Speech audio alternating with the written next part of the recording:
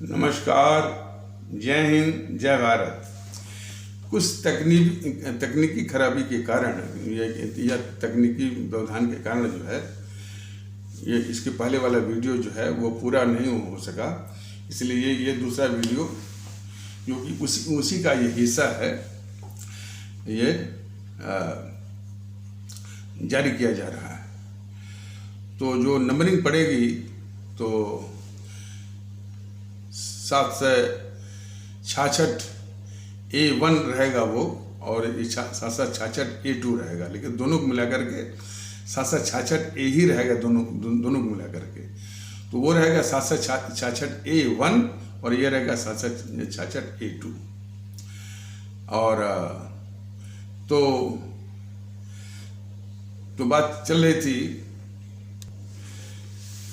कि जो इस तरह से जो इन सबों ने इतिहास लिखवाया है कि इन दोनों गद्दारों को मोहनदास करमचंद गांधी, और इसके विषय में जैसे बताया गया है कि सबसे बड़ी गद्दारी इसने ये किया मोहनदास करमचंद गांधी ने कि हमारे देश के ऊपर जो है जिसके पक्ष में एक भी कांग्रेसी नहीं था और एक देशवासी नहीं थे।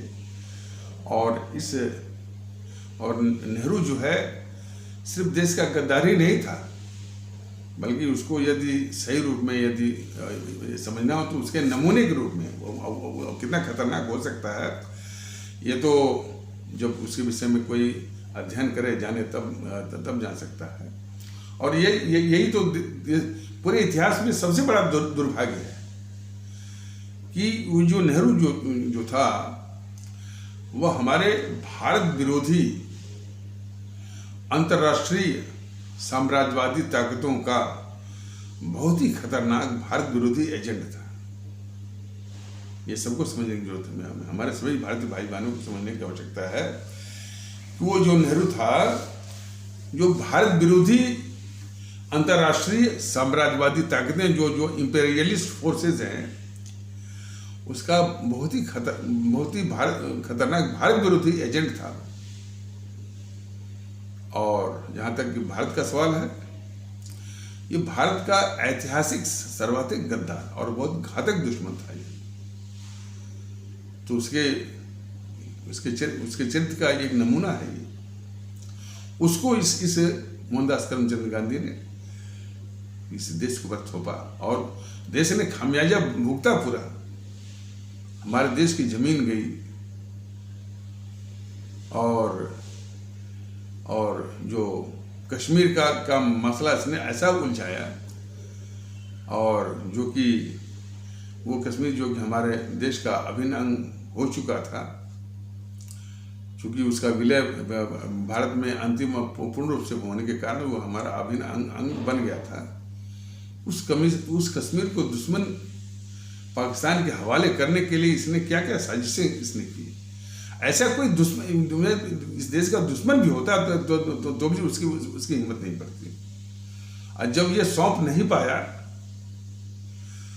पाकिस्तान को ये जम्मू कश्मीर, तो ऐसी चाल चली कि उसमें ऐसा वातावरण बनाया धारा 370 और धारा 35A के द्वारा कि वो जम्मू कश्मीर जो है भारत के संसाधन का उपयोग तो करेगा, भारत के खर्चे और पैसे पर पलेगा, लेकिन भारत सरकार का उस पर नियंत्रण नहीं होगा।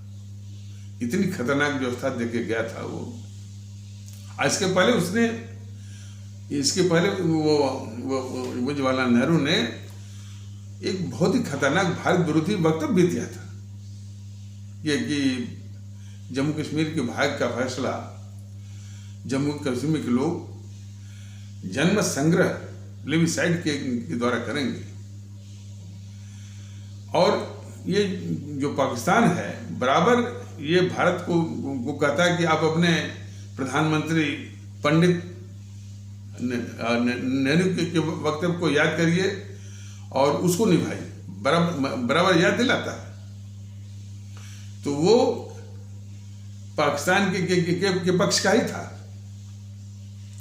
देखिए सारी बातें जो ये भारतीय जनता दल अपनी आवाम के लिए जो बता रहा है, ये बीजेपी वाले जो है, बीजेपी के जितने नेता प्रवक्ता हैं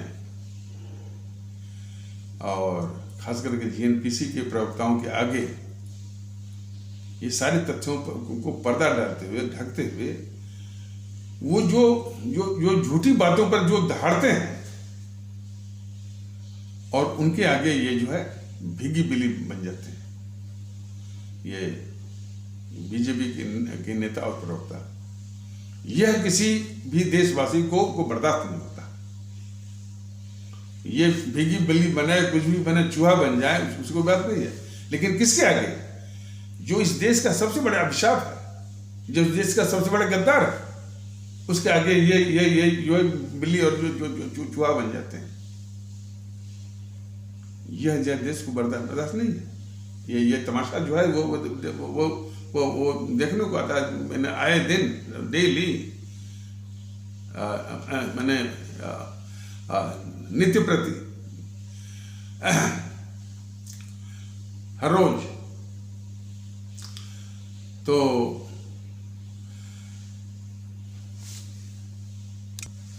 और इस तरह का जो खतरनाक इसने वक्तव्य दिया जवाहरलाल नेहरू ने कि कश्मीर के भाग का फैसला कश्मीर के लोग जन्म संग्रह के द्वारा करेंगे, और उसके बाद और फिर इसने धारा 370 और धारा 35 एक जो व्यवस्था कराई कि जिसके अंतर्गत कश्मीर भारत के संसाधन का प्रयोग करेगा, उसके खर्चे और संसाधन पर वो आश्रित रहेगा, है, लेकिन भारत सरकार का नियंत्रण नहीं होगा।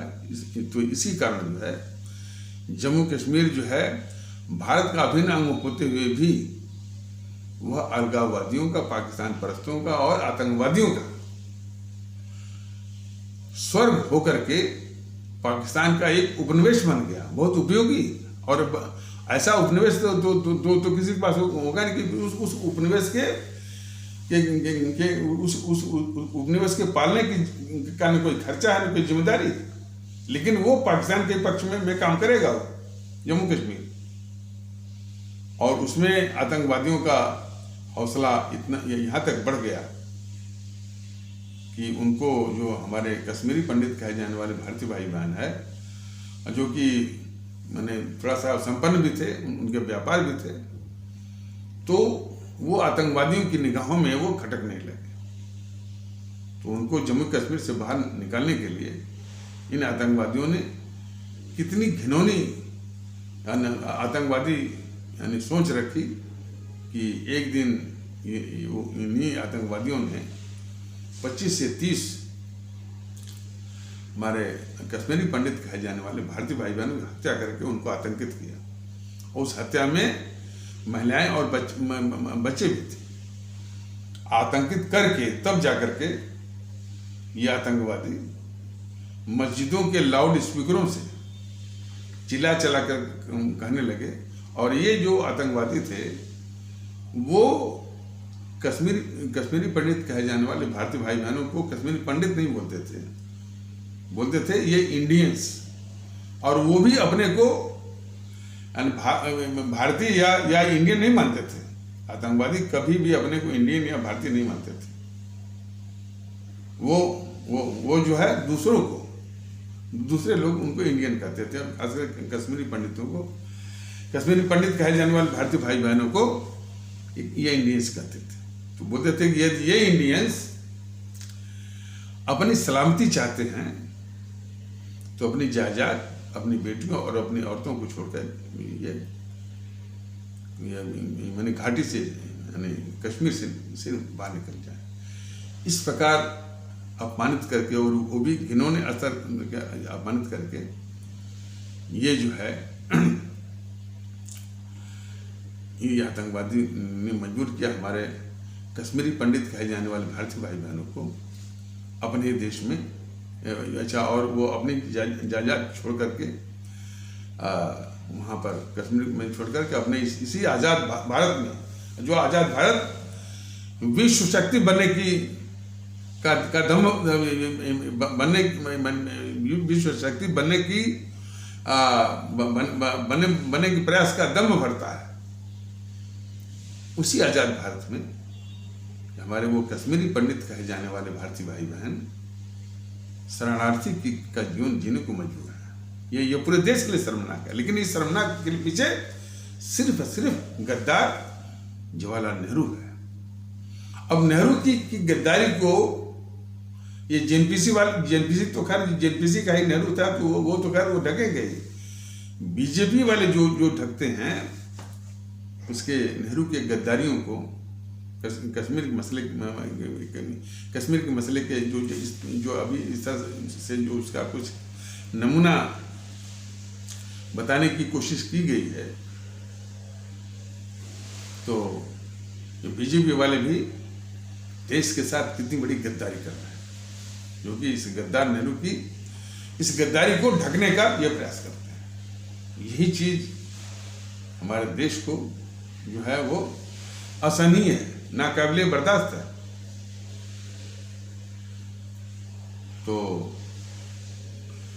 तो इस प्रकार जो है ये नेहरू की जो गद्दारियां, तो इस प्रकार नेहरू ने बहुत घाव दिया इस देश को। और उसने जो वक्तव्य दिया कि कश्मीर के भाग का फैसला कश्मीर के लोग जनमत संग्रह या प्लेबिसाइड के जरिए करेंगे, तो उसने यूं ही नहीं दिया। उसके मन में जो डिजाइन थी, जो भारत विरोधी एक घातक विचार था, उसको इस गद्दार जवाहरलाल नेहरू को अच्छी तरह मालूम था कि जम्मू कश्मीर में हमारे इस्लाम आस्था वाले भारतीय भाई बहनों का बाहुल्य है, मेजॉरिटी है उनकी।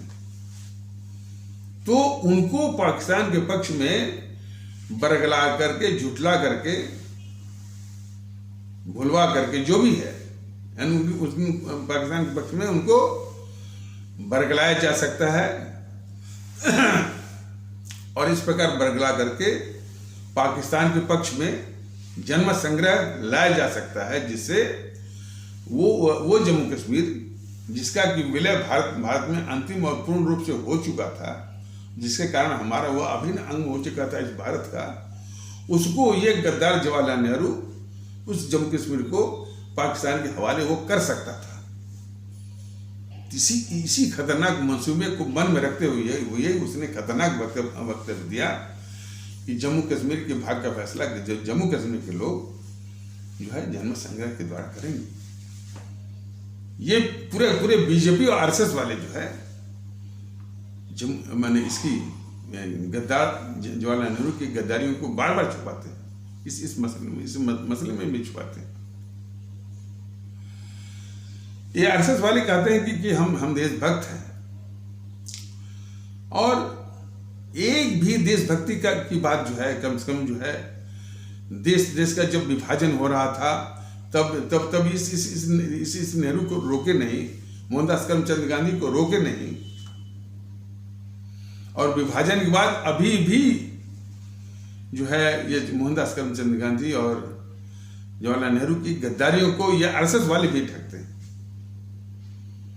और उनका ढकना जो है वो इस बात से भी प्रेरित होता है कि उनके मन में है कि भाई कि कुछ मुसलमान तो चले गए, तो अपरोक्ष रूप से इस बात को उचित भी ठहराते हैं कि ये विभाजन ठीक था कि कुछ मुसलमान चले गए। तो इतने घिनौने का विचार रखने वाला आरएसएस जो है अब अपने को कहता है कि वो देशभक्त संगठन है, यह भी इस देश का बहुत बड़ा दुर्भाग्य है। तो उस गलत इतिहास को बदलने की जो कौन सा गलत इतिहास, जो कि इन जेएनपीसी के चाटुकार इतिहास गिरोह ने हमारे अमर शहीद जैसे हमारे सुभाष चंद्र बोस हैं, भगत सिंह हैं, चंद्रशेखर आजाद हैं, बाबा साहब हैं, अशफाकुल्लाह इत्यादि को पृष्ठभूमि में रख करके उनको जो है महत्वहीन करके, यहाँ तक कि भगत सिंह को आतंकवादी और हमारे इन अमर शहीदों को क्रांतिकारी आतंकवादी लिखवाया है इन सबों ने।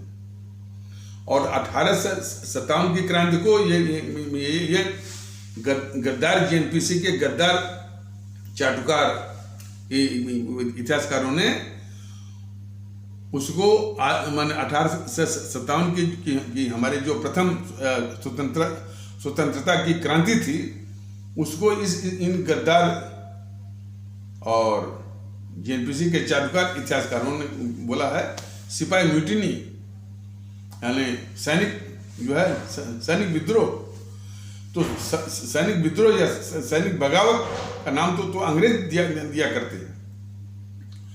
तो ये बहुत घातक किस्म के देश के दुश्मन हैं। मैंने ये जेएनपीसी और जेएनपीसी के चालुकार इतिहासकार, वो तो धन्य बनाइए कि हमारे वीर सावरकर जी ने पहली किताब लिखी फर्स्ट वार ऑफ इंडिपेंडेंस। तब तो उससे लोगों के ज्ञान मैंने आभास हुआ, ज्ञान हुआ कि 1857 का जो हमारा संघर्ष था वो हमारी आज़ादी की पहली प्रमुख क्रांति थी। वरना तो ये चालुकार इतिहासकार तो ये कह रहे थे कि ये सिपाही म्यूटिनी है, सैनिक विद्रोह, सैनिक बगावत है। बताइए, इस कदर इस देश के घातक दुश्मन, और वो इसी देश में पलते हैं। हम कहते हैं ना कि हमारा देश बड़ा खूबसूरत है। अरे उसके हर खूबसूरती को, इस बगिया को तबाह करने के लिए ये सब देश के दुश्मन हैं। लेकिन हमारे भारतीय भाई बहनों, हमारे इस तरह के आपसे निवेदन करने का सार्थकता बिल्कुल नहीं हो सकती जब तक कि आप इसके मर्म को समझते हुए भारतीयता के आधार पर एक होकर के इन शक्तियों को, जो आपको एक सशक्त माध्यम मिला हुआ ईवीएम मशीन, इलेक्शन, और आपके हाथ में एक अमोघ अस्त्र है मताधिकार का, राइट टू वोट या फ्रेंचाइज का, उसका इस्तेमाल करते हुए इनको आप नस्ल में नाबूद नहीं करते, तब जाकर के इसकी जो है वो सार्थकता है। तो इसको बदलने की जरूरत है। तो ये सब जो है अमिश देवगन जैसे, सुधांशु त्रिवेदी जैसे, और भी जैसे या पुष्पेंद्र कुलश्रेष्ठ जैसे, यानी वामपंथी इतिहास का नाम लेकर के वो आगे लाना चाहते हैं। वो राणा प्रताप, शिवाजी और भी जो है हिंदू राजाओं की बात को लेकर के। देखिए, इसके विषय में भारतीय जनता दल ने आगे भी स्पष्ट किया गया है कि हमारे राणा प्रताप जी हुए, शिवाजी हुए, ये हमारे सम्माननीय हैं, सम्माननीय ऐतिहासिक हस्ती हैं। लेकिन उनका नाम ये सब इसलिए लाते हैं कि सिर्फ हमारे इस्लाम आस्था वाले भारतीय भाई बहनों को नीचा दिखाने के लिए और हमारे देश में नफरत फैलाने के लिए। यह इस देश को कबूल नहीं है। हमारे इतिहास में उन राजाओं के, नवाबों की जो भी अलग अलग जो वंशावलियां, उनमें जो प्रतिद्वंदिता रही है, आपस में वैमनस्य रहा है, उस वैमनस्य की गंदगी को इसमें ला करके हमारे अपने संवैधानिक इकाई भारतवर्ष के माहौल को तबाह करने की इजाजत नहीं दी जा सकती है। और वही काम कर रहे हैं ये कट्टरवादी तत्व जो है हिंदू सनातन के और बीजेपी आरएसएस के, वही काम कर रहे हैं। और उसी में ये आमिश देवगन जैसे लोग शामिल हैं, और तमाम जो है ये जेएनपीसी, इसकी जी न्यूज़ की जितने भी एंकर हैं, और जी न्यूज़ अकेले नहीं, सभी बस यही कि वामपंथी इतिहास को बदल करके ये इतिहास वो तो और जो है इस देश में नफरत फैलाने का और अपने इस भारत को तबाह करने का। भारत को जरूरत है जो है एकता की, भारतीयता आधारित एकता की, भारतीयता आधारित भाईचारा की, गंगा जमुनी तहजीब की, दुआबी संस्कृति की। बराबर उसी को तबाह करने के लिए ये कट्टरवादी तत्व जो है, जो कि सामंतशाह हैं, सामंतशाही सोच के हैं, ये कट्टरवादी तत्व जो है, जो सामंतशाही सोच के हैं, इन्होंने हिंदू सनातन को बर्बाद किया है, तबाह किया है।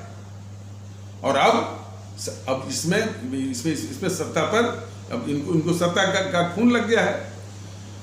तो वो जब खून लग गया तो सत्ता पर लगातार निरंतर काबिज होने के लिए जो है इस तरह का वो षड्यंत्र कर रहा है, साजिश कर रहा है कि नफरत का, वो भूतकाल की, और उसी में ये जो है वो जो है हिमांशु त्रिवेदी भी लगा हुआ है। हमारे यहाँ यह था वो था, इससे कोई मतलब नहीं है। वर्तमान को बनाओ, वर्तमान भारत राष्ट्र कैसे मजबूत होगा भारत में, और ये बात सभी लोग जान लें कि भारत राष्ट्र मजबूत रहेगा और महफूज रहेगा, सुरक्षित रहेगा, तभी हिंदू सनातन भी सुरक्षित या महफूज रह पाएगा। और उसी प्रकार तभी हमारा इस्लाम भी महफूज और सुरक्षित रह पाएगा। उसी प्रकार हमारा ईसाई पंथ भी महफूज और सुरक्षित रह पाएगा। और उसी प्रकार हमारे सिख पंथ और अन्य पंथ भी महफूज और रह पाएंगे। कब? जब हमारा देश, हमारा ये भारतवर्ष जो राष्ट्र भारतवर्ष महफूज और मजबूत रहेगा। ये सब मैंने यानी सनातन, हिंदू सनातन के नाम पर या इस्लाम के नाम पर ये भारत राष्ट्र की ही वो जड़ होते हैं। तो इसी मन को हमारे सभी भारत भाई बहन समझे, इस बात को बहुत जरूरी है कि ये कितने खतरनाक किस्म के हैं। ये बीजेपी वाले भी और जेएनपीसी वाले भी और भी पार्टियां, और भारतीय जनता दल तो खैर समझा ही रहा है, लेकिन इसके पहले हमारे भगत सिंह ने इनकी पहचान कर ली है कि ये काले अंग्रेज हैं, उन गोरे अंग्रेजों से अधिक खतरनाक, और उन्हीं के द्वारा जो है ट्रेंड शिक्षा दीक्षा लिए हुए। और इसीलिए कम से कम एक माध्यम मिला है चुनाव का, ईवीएम मशीन का, उसका सही इस्तेमाल करिए और भारतीयता के आधार पर एक होकर के इनको उसी ईवीएम मशीन पर बिल्कुल नष्ट में नाबूद करने के लिए, जड़ से उखाड़ने के लिए प्रतिबद्ध होइए, कटिबद्ध होइए और निश्चय करिए इनको नष्ट में नाबूद करना। तभी एक माहौल जो इस देश को चाहिए उसके बनने की शुरुआत संभव है, हो सकती है। तो इन्हीं आवश्यक शब्दों के साथ इस आवश्यक परिचर्चा को यहीं पर विराम दिया जाता है। तब तक के लिए नमस्कार, जय हिंद, जय भारत।